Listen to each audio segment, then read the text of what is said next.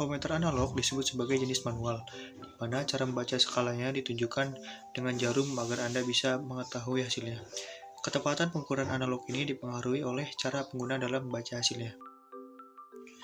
Avometer analog menggunakan display ring dengan sebuah jarum sebagai penunjuk hasil pengukurannya sehingga diperlukan sedikit pemahaman dalam pembacaan yang ditampilkan.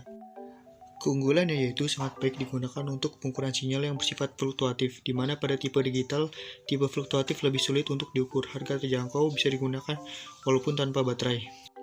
Kelemahannya yaitu diperlukan ketelitian saat pembacaan alat ukur, diperlukan kalibrasi penunjukan jarum. Bagian-bagian pada avometer analog. Yang pertama, ada jarum penunjuk.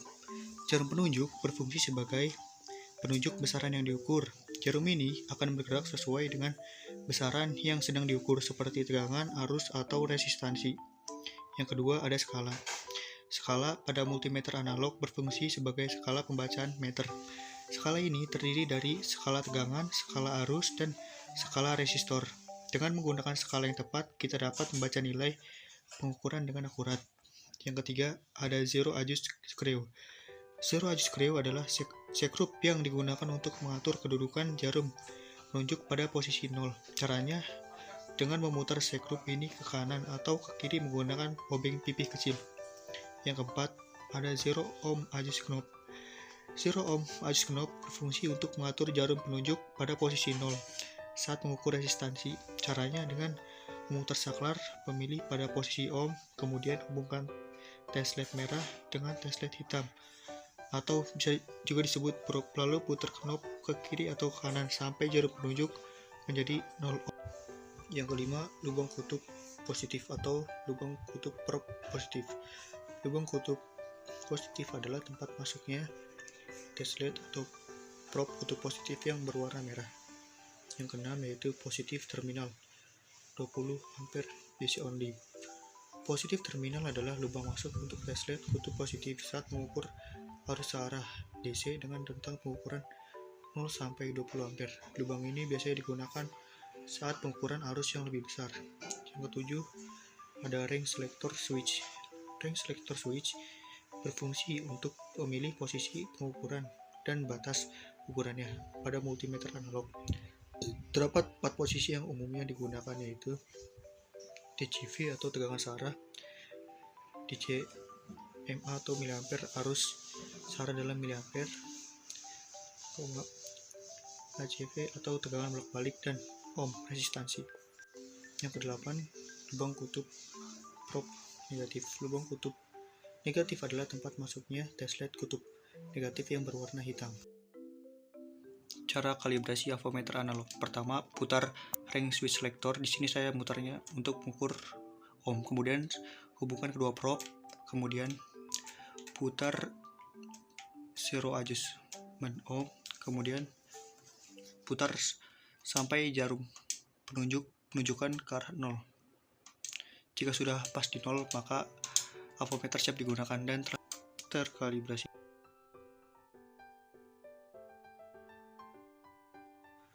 Cara mengukur hambatan. Jika sudah terkalibrasi, maka hubungkan resistor dengan probe positif dan negatif. Putar ring selektornya ke arah untuk mengukur ohm. Dan hasil yang didapat 1800 mA atau 1,8 ampere. Cara mengukur tegangan DC. Pertama, hubungkan kedua probe positif dan negatif. Kemudian putar selektor ke arah DC volt. Kemudian baca hasil pengukurannya, dan ini adalah hasil yang didapatkan 1,5 volt.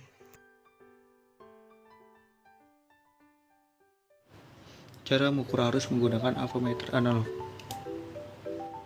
Yang pertama, putar selector switch untuk mengaktifkan avometer analog, kemudian kalibrasi terlebih dahulu.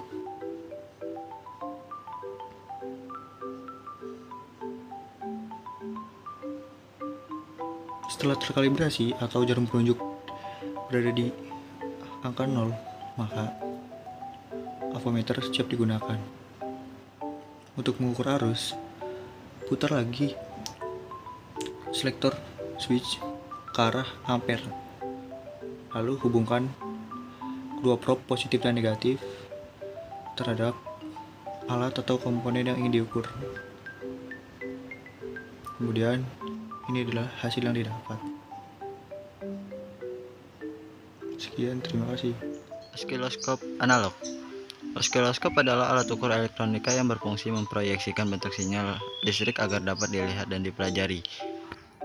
Bagian pada oskiloskop analog ada 4, yaitu 1 tampilan display, 2 horizontal, 3 vertikal, dan 4 trigger. Di sini saya ingin menjelaskan bagian-bagian tampilan display, yaitu ada 8 fungsi. Yang pertama ada power on off, berfungsi untuk menghidupkan dan mematikan oskiloskop. Dan yang kedua, power indikator, berfungsi sebagai indikasi oskiloskop dalam keadaan on dalam kurung lampu hidup atau off dalam kurung lampu mati. Dan yang ketiga ada trace, garis, berfungsi sebagai garis tampilan sinyal. Dan yang keempat ada intent, dalam kurung intensity, digunakan untuk mengatur kecerahan tampilan bentuk gelombang agar mudah dilihat. Dan yang kelima ada fokus, digunakan untuk mengatur ketajaman garis trace, tebal tipisnya garis sinyal sehingga tidak kabur. Dan keenam, trace rotation, berfungsi untuk mengatur kemiringan trace garis pada posisi horizontal. Dan yang ketujuh ada display, berfungsi untuk menampilkan sinyal pada oskiloskop yang terdiri dari 10 div kotak horizontal dan 8 div kotak vertikal. Dan yang ke-8 ada calibration, digunakan untuk kalibrasi oskiloskop sebelum digunakan didapatkan hasil pengukuran yang akurat. Dan di sini ada bagian-bagian horizontal, yaitu ada 4. Yang pertama, tim per div, berfungsi untuk mengatur nilai tim waktu step div sinyal pada display, terdiri dari 3 level, yaitu second, millisecond, dan microsecond. Dan yang kedua ada position, untuk mengatur posisi sinyal, menggeser sinyal pada arah horizontal.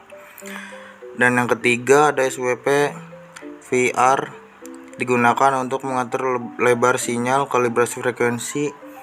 Dan yang keempat ada 10 kali Mach, digunakan untuk menguatkan pembacaan frekuensi periode sebesar 10 kali. Ini ada bagian-bagian vertikal, yaitu ada 5. Dan yang nomor 1 channel 1 dan channel 2 untuk seluruh input sinyal yang akan diukur.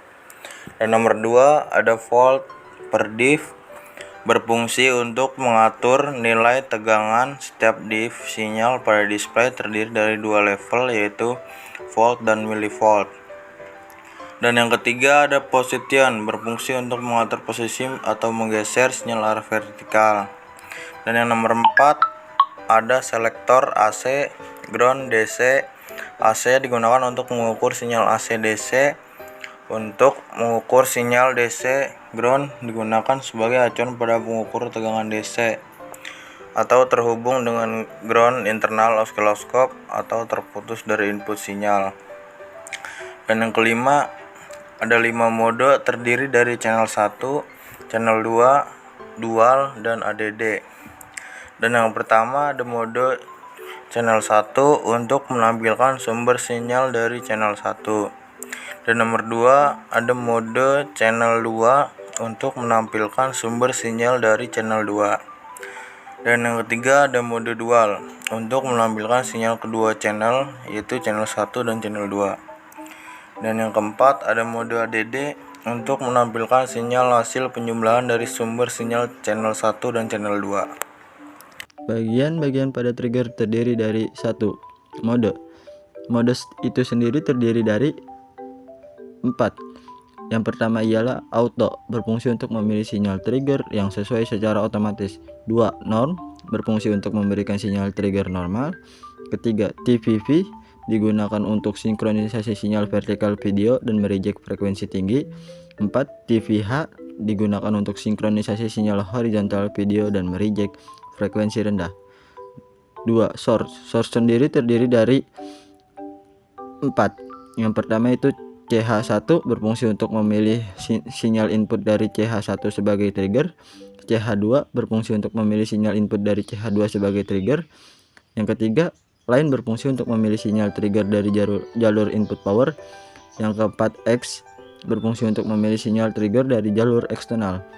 Ketiga, level digunakan untuk mengatur level trigger ke arah kanan, clockwise untuk memilih trigger yang lebih positif, dan putar ke arah kiri, unlockwise untuk memilih trigger yang lebih negatif. 4. Slope digunakan untuk mengatur kemiringan sinyal trigger. Yang kelima, channel trick in digunakan untuk memberikan trigger dari input eksternal. Berikut cara kalibrasi osiloskop analog. Mari kita kawankan, tempelkan probe-nya, dan ini 1x1, dan volt verdipnya di 1, dan tim verdipnya bisa kali min 5 atau ke min 2. Sekian, terima kasih kalibrasinya. Dan berikut cara mendapatkan sinyal tegangan pada osiloskop. Untuk langkah yang pertama, seperti biasa kita kalibrasi dulu osiloskopnya. Kita atur levelnya, kita atur swipe nya, kita atur posisinya, kita atur lagi levelnya hingga benar-benar sesuai dengan ketentuan kalibrasi pada osiloskop.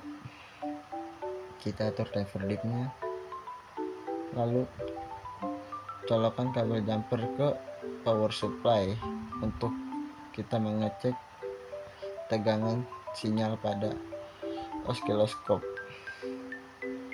Lalu kita jumper dengan kabel probe yang sudah kita hubungkan dengan osiloskop, lalu kita pasang yang hitam dengan ground, yang positif dengan plus probe. Lalu kita hubungkan, lalu kita nyalakan power supply nya, kita atur time verdipnya, lalu kita atur time verdipnya hingga kelihatan sinyalnya, dan selesai. Begitulah sinyal tegangan pada power supply. Osiloskop digital. Osiloskop digital adalah sebuah osiloskop versi yang lebih mutakhir dibandingkan dengan versi analog karena menggunakan layar LCD. Alat ukur elektronik tersebut dikenal juga sebagai osiloskop digital. Dibandingkan dengan versi analog, osiloskop digital memiliki banyak sekali kelebihan. Salah satu kelebihan osiloskop digital adalah memiliki kemampuan untuk menentukan bandwidth dengan lebih fleksibel. Tombol power on off berfungsi untuk menghidupkan dan mematikan osiloskop. Port USB berfungsi untuk menyimpan setting dan hasil pengukuran. Tombol print berfungsi untuk menyimpan hasil pengukuran ke dalam flash disk. Knob multipurpose berfungsi untuk memilih menu. 5 tombol selektor yang berfungsi untuk memilih parameter pada layar. Tombol menu on off berfungsi untuk menampilkan dan menutup tampilan parameter pada layar. Tombol default setup berfungsi untuk mengembalikan setting osiloskop ke setting awal. Tombol help berfungsi untuk melihat tata cara penggunaan osiloskop. Tombol single berfungsi menampilkan bagian awal gelombang. Tombol auto berfungsi untuk melakukan setting secara otomatis. Tombol run atau stop berfungsi untuk memulai atau menjeda hasil pengukuran. Konektor vertikal berfungsi untuk menghubungkan probe atau kabel pengukuran sinyal ke osiloskop.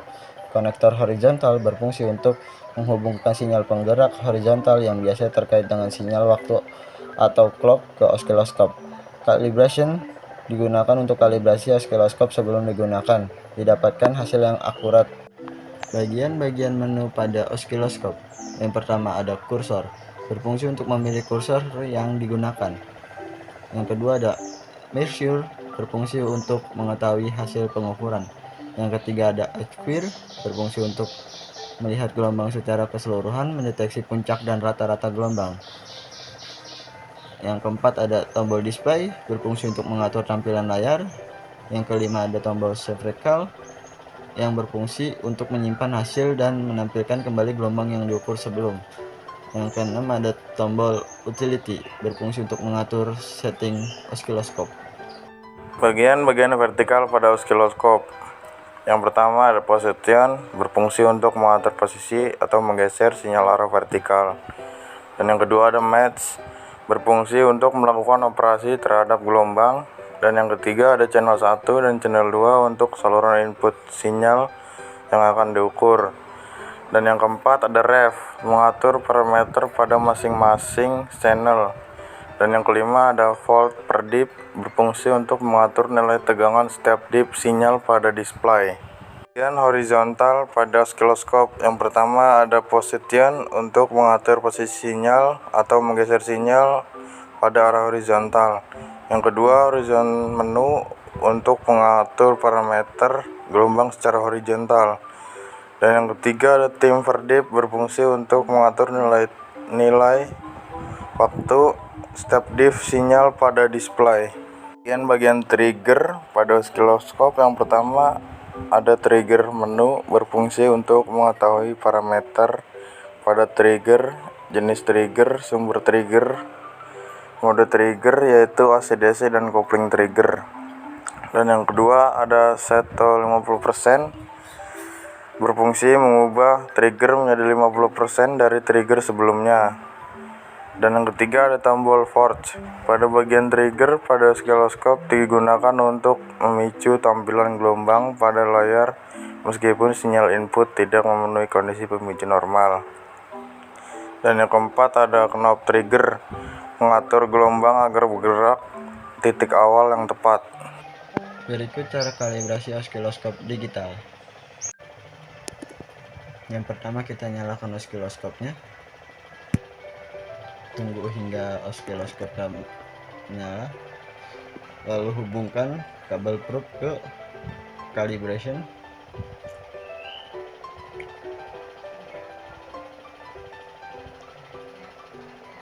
lalu pencet auto, maka oscilloscope digital akan menyeting secara otomatis. Berikut cara mendapatkan sinyal tegangan pada oscilloscope digital.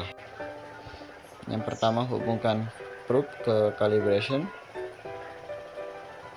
lalu pencet auto untuk mengkalibrasi, maka oscilloscope digital akan mengkalibrasinya secara otomatis. Dan begitu tampilan yang sudah terkalibrasi. Lalu kita copot probe-nya, lalu hubungkan kabel jumper ke power supply,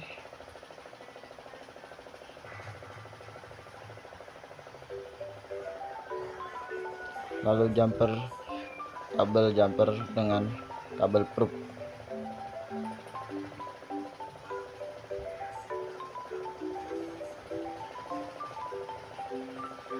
lalu nyalakan power supply, lalu kita pencet auto, maka sinyal yang didapatkan bentuknya seperti itu. Lalu kita pencet display, measure, lalu kita pencet tombol selector, kita aktifkan voltage dan time per dip-nya. Dan beginilah hasil sinyal pada tegangan.